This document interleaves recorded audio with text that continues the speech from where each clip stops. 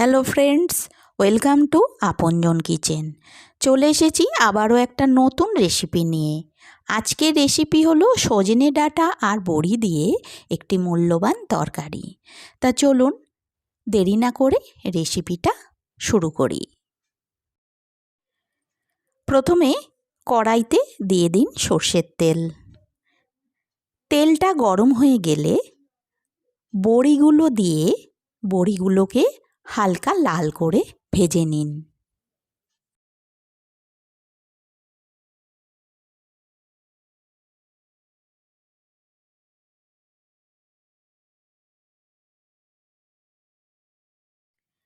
বড়ি ভাজার পর কড়াইতে দিয়ে দিন জিরে ফোড়ন আর একটি শুকনো লঙ্কা ফোড়ন। ফোড়নটা ভাজা হয়ে গেলে কড়াইতে দিয়ে দিন আলু, কুমড়ো, সজনে ডাঁটা, পেঁপে এইসব সবজিগুলো।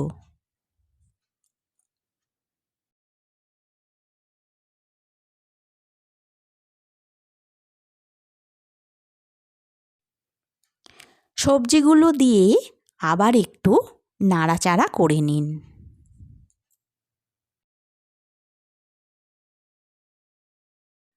সবজিগুলো যখন ভাজা হয়ে যাবে তখন এর ভেতর দিয়ে দিন হাফ টমেটো কুচি।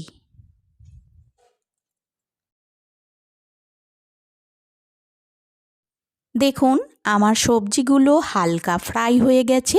এইবার আমি কড়াই দিয়ে দেবো সর্ষে, আদা আর দুটো কাঁচা লঙ্কা বাটা দিয়ে আবার খানিকক্ষণ নাড়াচাড়া করে নিতে হবে।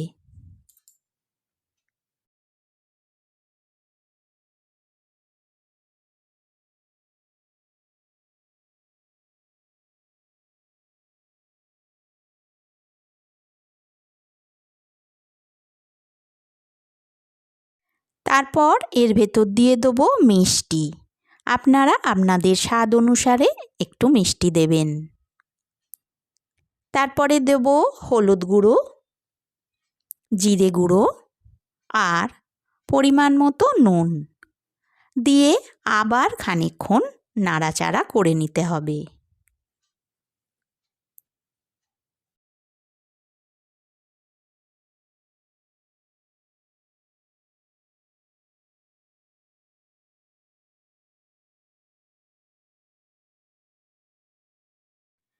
দেখুন আমার মশলার সাথে সবজিগুলো খুব সুন্দরভাবে কষানো হয়ে গেছে।